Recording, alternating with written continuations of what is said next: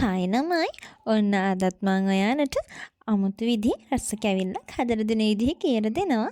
හැබැයි මේක නම් අපේ පැරණි කාලේ තිබුණ රස කැවිලි වර්ගයක්. ඒත් දැන් නම් එන්න අනාගතයේදී මේක නැත්තටම නැති වෙලා යනවා. මේක හදන්නෙම නැති තරම්. මේක ආවේනික වන්නේ දකුණු පළාතටලු. ඒත් හරියටම නම් මම මේක ඉතිහාසයක් දන්නේ නැහැ. මේකේ නම ඔයාලා අහලා ඇති. ඒත් කාලත් නැතුව ඇති. මේ තියෙන්නේ මුකුළු. එන්නකෝ මං අද මුකුළු හදන විදිය ඔයාලට කියලා දෙන්න. අපිට මේකට පොළුයි සීනි පාන් පිටි විතරයි ඕනි වෙන්නේ. පොල් ගනිද්දි මම ගත්තේ අඬු කෝප්ප එකහමාරක්.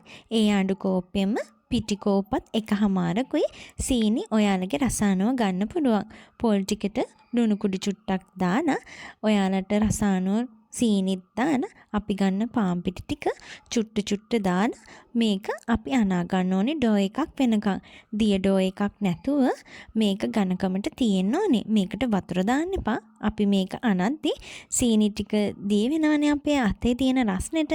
එතකොට පොල් එකේ තියෙන වතුරත් එක්ක මේ ඩෝ එක ගානට හැදෙනවා. චුට්ට තමා මෙතනදී පාන් පිටි දාගන්න ඕනේ. පාන් පිටි ඔක්කොමත් එක සැරේ දාගන්න එපා. සමහර විට පාන් පිටි තව තේ හැන්දක් විතර වැඩි වෙයි. නැත්තම් අඩුවෙන් දාන්න වෙයි. මම වීඩියෝ එකේ පෙන්නන ගානට එද්දි ඩෝ එක අනන එක නතර කරන්න. සීනි ඇට වගේ තියෙයි. ඒත් එහෙම සීනි ඇට වගේ තිබ්බට කමක් නැහැ. මෙන්න මේ වගේ බෝල හදාගන්න පුළුවන් තරම් ඝනකමට එන්න මේක ඩෝ එකක් වගේම හදාගන්න. මම ඩෝ එකක් නම් හදාගත්තේ නැහැ. ඒකෙන් චුට්ට අරගෙන මෙන්න මේ වගේ පොඩි බෝල හදලා මෙන්න මෙහෙම දෙපැත්තකින් චුට්ටක් ඔයන් මම පෙන්නන්නේ අන්න ඒ වගේ කරගන්න ඕනේ. හතර වටේම ලස්සනට මොන්ඩි හැදෙන විදිහට. මෙන්න මේ බලන්නකෝ. මේක කරන්න ඕන විදිහ කියන්න මට තේරෙන්නේ නැහැ. මම වීඩියෝ එකේ ස්පීඩ් දාන්න නැතුව තියෙන නිසා මම හිතනවා මේ හදන විදිහ ඔයාලට තේරෙනවා ඇති කියලා. මෙන්න මේ වගේ චූටි මොන්ඩි හැම පැත්තෙම හදා ගන්න ඕනේ. ගෙදර අයගේ සහයෝගයත් ගන්න. මොකද එතකොට තමයි මේ කෑම රස වෙන්නේ. හැබැයි අප්පච්චි නම් මට කෑ ගැහුවා. කොහෙන් මේ වගේ ඒවා හොයාගෙන එනවද දන්නේ නැහැ. කියන ඉවර වෙලා මේ තියෙන මගේ මුකුළු ටික.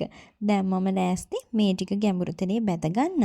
තෙල් ටික රත් වුණාට පස්සේ අපේ මුකුළු ටික දාලා මේක රන්වන් පාට වෙනකම් බැද ගන්න ඕනේ. ගින්දර වැඩි කරගන්න එපා. පුළුවන් තරම් ගින්දර අඩු කරලා මේක රන්වන් පාට වෙනකම් බැද ගන්න.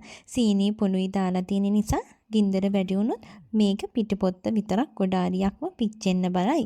මේක බැදලා ඉවරුණාට පස්සේ චුට්ටක් ගල් වෙනවා වගේ වෙනවා. ඒත් මේක ටික වෙලාවක් තියලා තිබ්බට පස්සේ ගොඩාරියක් ඒ හයි වෙන ගතිය මෙලෙක් වෙනවා. අවුරුදු කාලෙට හැමෝම චූටි ළමයි ගෙදර එකතු වෙද්දි ඔයාලත් මේ වගේ දෙයක් හදන්න. මොකද මේවා වී කිරා යන්න දෙන්න බැහැනේ. අපේ ගෙදර කට්ටියත් මේ හදපු දේ දන්නේ නැහැ. මම මුකුළුයි කියන කිව්වට පස්සේ ඒ මොනවද කියලා ඇහුවා. ඒත් මේක කද්දි මාර්ම රසයි. ඔන්න ඉතින් මම තවත් දන්න පැරණි කෑම හදන විදිහ ඔයාලට කියලා දෙන්න. මම දන්නේ නැති දෙයක් තියෙනවනම් මට කියන්න. මොකද මම ඒකත් හදලා බලන්න. ඔයාලත් අනිවාර්යෙන්ම ඔයාලගේ චූටි ළමයි එක්ක මේ දේවල් මැකිලා යන්න දෙන්නේ නැති වෙන්න හදලා බලන්න. එහෙනම් හැමෝම පරිස්සමින් ඉන්නවනේ.